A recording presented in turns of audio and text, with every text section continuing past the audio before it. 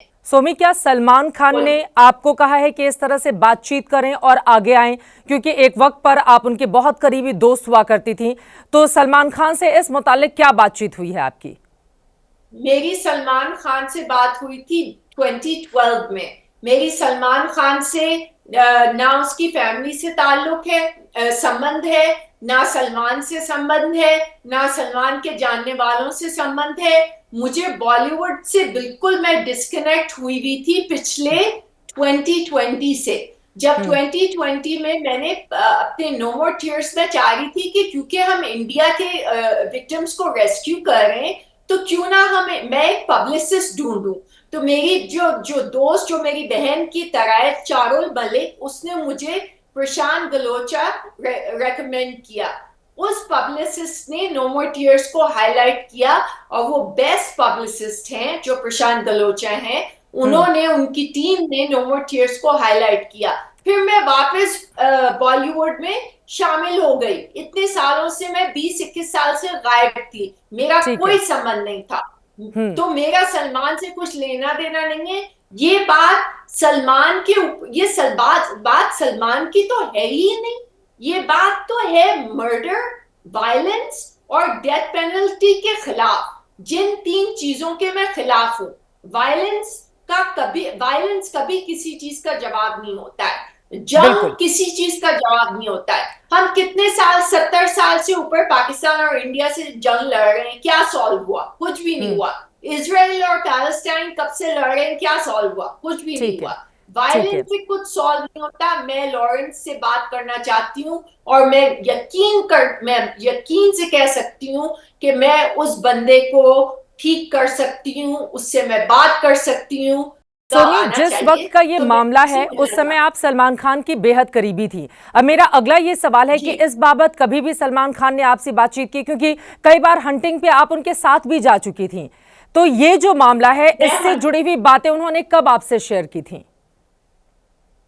इससे जुड़े हुए मामले में तो मैंने कभी आज तक सलमान से बात ही नहीं की। मेरी सलमान से बात हुई थी 2012 पे, और वो भी नो मोर टीयर्स के ऊपर। उन्होंने मुझे एडवाइस किया था कि हम्म। जब भी तुम कोई इवेंट करो नो मोर टीयर्स का, तो मेक श्योर कि लोग तुम्हें डोनेशन दें। कभी फ्री में, कभी जाके इंडियन पाकिस्तानी मुझे बुलाते थे एज अ चीफ गेस्ट या ब्यूटी कॉन्टेस्ट जज करने के लिए। तो उन्होंने मुझे एडवाइस दिया था कि सोमी, बिना डोनेशन के कभी मत जाना।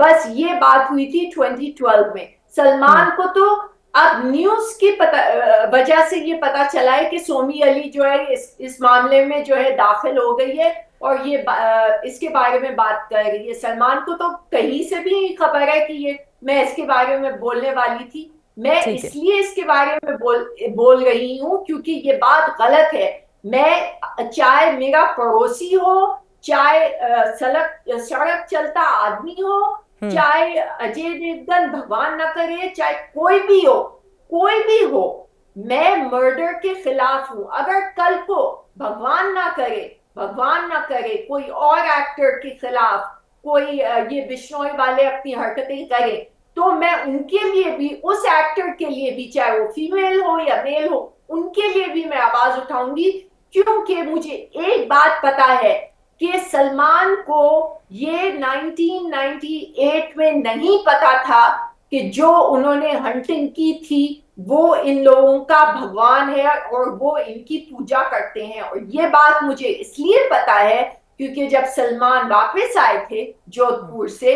तो उन्होंने मुझे ये बताया था, और मैं उस समय उनके साथ थी रिलेशनशिप में। मैंने इंडिया छोड़ा है 99 दिसंबर में।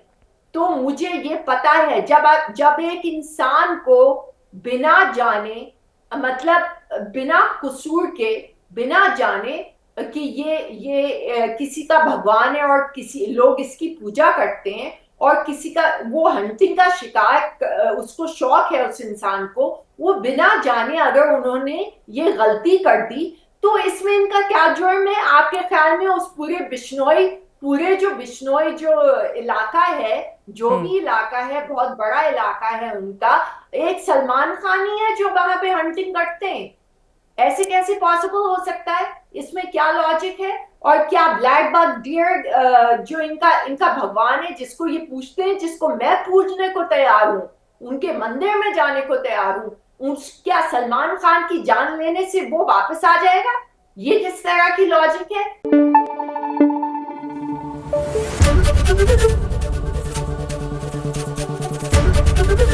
एबीपी न्यूज आपको रखे आगे।